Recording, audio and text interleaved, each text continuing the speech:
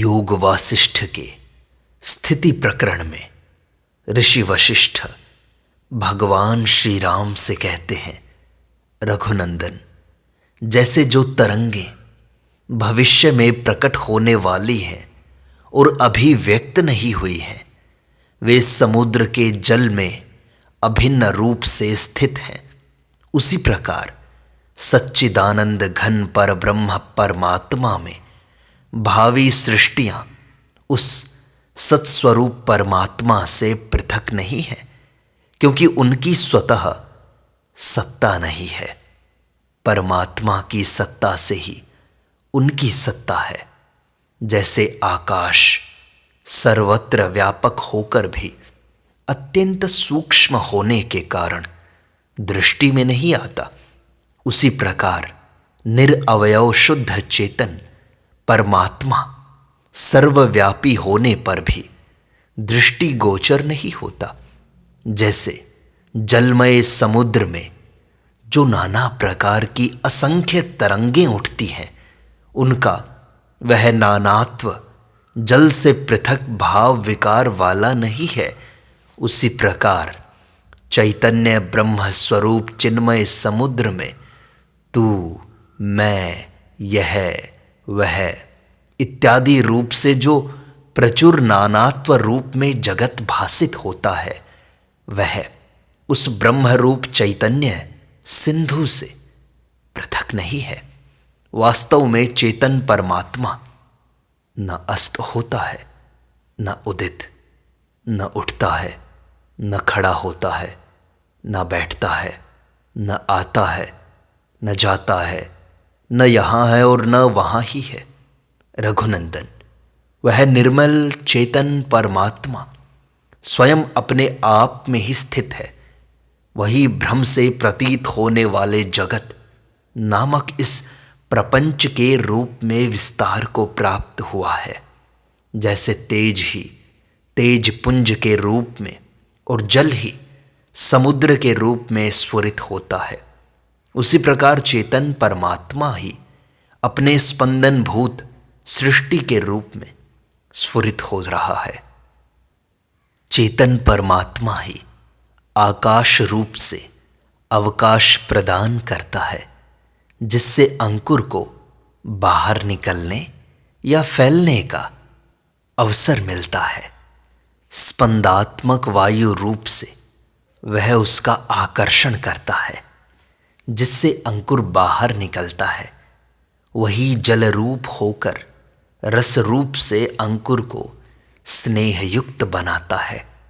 वही सुदृढ़ पृथ्वी से उस अंकुर को दृढ़ता प्रदान करता है और तेज रूप होकर उसे अपना रूप देता है, जिससे वह दृष्टि गोचर होता है। इस प्रकार वह आत्मा स्थावर जंगम इस जगत पर अनुग्रह करता है। वही परमात्मा हेवंत आदि काल रूप से प्रकट होकर जौ इत्यादि अंकुरों के विरोधी तृण आदि की उत्पत्ति में बाधक बनता है और उन अंकुरों की उत्पत्ति के अनुकूल वातावरण तैयार करता है। वह चेतन तत्व परमात्मा ही फूलों में धीरे धीरे केसर का संचय करके गंध रूप में प्रकट होता है। मिट्टी के भीतर रसरूपता को प्राप्त होकर वही परमात्मा वृक्ष की वृद्धि के द्वारा स्थाणुभाव को प्राप्त होता है। उस मूल में स्थित हुए सुंदर रसलेश ही फल के रूप में प्रकट होते हैं तथा वे ही पल्लवों में प्रविष्ट होकर रेखाएं बनकर पत्र आदि के स्वरूप को प्राप्त होते हैं। वह चेतन तत्व परमात्मा ही वृक्षों में इंद्रधनुष के समान नूतनता का संपादन करता हुआ उन पर अनुग्रह करता है। स्थिरता रूप चतुरता को प्रकट करने वाली नियमित रूप से वही स्थिति को प्राप्त होता है। उसी परमात्मा के अनुग्रह से धारण रूप धर्म वाली यह धीर वसुंधरा प्रलय काल तक स्थित रहती है। इस प्रकार सब ओर स्थित और सुस्थिर आकार वाली ये समस्त संसार पंक्तियां जो ब्रह्म की स्वभावभूत हैं, बारंबार आती जाती रहती हैं। यह सारा जगत एक दूसरे के प्रति कारण भाव को प्राप्त होकर अपने अधिष्ठान भूत चैतन्य के सकाश से स्वयं ही उत्पन्न हुआ है और एक दूसरे के द्वारा नष्ट होता हुआ यह उस अधिष्ठान भूत चैतन्य में स्वयं ही लीन होता है। जैसे अगाध जल में होने वाला स्पंदन भी स्वतः अस्पंदन ही है, क्योंकि वहाँ जल से भिन्न कोई वस्तु नहीं है। उसी प्रकार चेतन आत्मा में प्रकट हुआ सद असद रूप जगत भी वास्तव में अप्रकट ही है, क्योंकि वह सब ज्ञान से चेतन स्वरूप ही अनुभूत होता है। रघुनंदन, ऐसी परिस्थिति में सुख दुख आदि भोग वाले कर्मों में या ध्यान समाधि में तत्वज्ञानियों का यह कर्म या कर्तृत्व दिखाई देता है, वह वास्तव में असत है, क्योंकि उसमें कर्तापन नहीं है। परंतु मूर्खों का वह कर्म असत नहीं है। यही ज्ञानी और अज्ञानी में अंतर है। पहले यह विचार करना चाहिए कि कर्तृत्व किसका नाम है। अंतःकरण में स्थित जो मन की वृत्ति है, उसका निश्चय अमुक वस्तु ग्रहण करने योग्य है, इसका विश्वास वासना कहलाता है। वह वासना ही कर्तृत्व शब्द से प्रतिपादित होती है, क्योंकि वासना के अनुसार ही मनुष्य चेष्टा करता है और चेष्टा के अनुसार ही फल भोगता है। अतः कर्तृत्व से फल भोक्तृत्व होता है, यह सिद्धांत है। कहा भी है, पुरुष कर्म करे या न करे, वह स्वर्ग में या नरक में सर्वत्र उसी का अनुभव करता है। जैसी उसी के मन में वासना बसी हुई है। इसलिए जिन्हें तत्व ज्ञान नहीं हुआ है, वे पुरुष कर्म करें या न करें, तो भी उनमें वासना होने के कारण कर्तृत्व अवश्य है। इसके विपरीत जिन्हें तत्व ज्ञान हो गया है, वे कर्म करें तो भी उनमें कर्तृत्व नहीं है, क्योंकि वे वासना से सर्वथा शून्य हैं। तत्वज्ञानी की वासना शिथिल हो जाती है, इसलिए वह कर्म करता हुआ भी उसके फल की इच्छा नहीं रखता। उसकी बुद्धि कर्तृत्व अभिमान और आसक्ति से रहित होती है। अतः वह अनासक्त भाव से केवल चेष्टा मात्र करता है।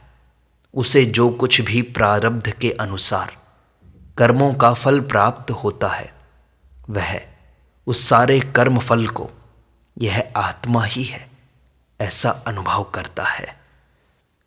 परंतु जिसका मन फल आसक्ति में डूबा हुआ है, वह कर्म न करके भी कर्ता ही माना जाता है। मन जो कुछ करता है वही किया हुआ होता है। मन जिसे नहीं करता वह किया हुआ नहीं होता। अतः मन ही करता है, शरीर नहीं। चित्त से ही यह संसार प्राप्त हुआ है, इसलिए यह चित्तमय है।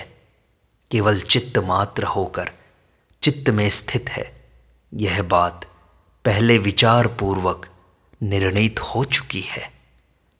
संपूर्ण विषय और विभिन्न प्रकार की चित्त वृत्तियां, ये सब शांत होकर जब वासना रूप हो जाते हैं, तब उस वासना रूप उपाधि से युक्त जीवात्मा ही रहता है। उनमें से जो आत्म तत्व के ज्ञाता हैं, उनका मन वर्षा काल में मृग तृष्णा के जल और प्रचंड धूप में हिमकण के समान गलकर जब परम शांत हो जाता है, तब तुरीय दशा को प्राप्त हो उसी परम आत्म रूप में स्थित हो जाता है।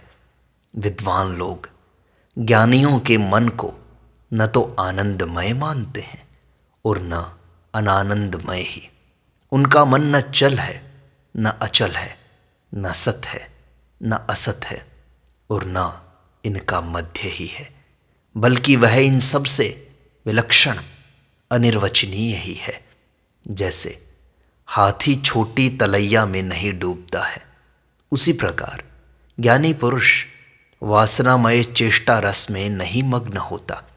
मूर्ख का मन तो भोगों को ही देखता है, परमार्थ तत्व को नहीं।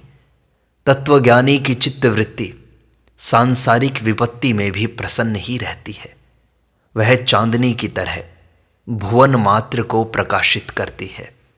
चित्त के संयोग के बिना कर्म करता हुआ भी ज्ञानी अकर्ता ही है, क्योंकि वह कर्म मन को लिप्त नहीं करता।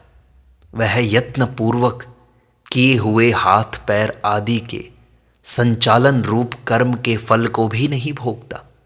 बालक मन से ही नगर का निर्माण, उसकी सफाई और सजावट करता है तथा उस मनः कल्पित नगर को खेल खेल में ही अकृत सा अनुभव करता है। उसको उपादेय रूप से ग्रहण नहीं करता, उसके सुख दुख को स्वाभाविक सा देखता है।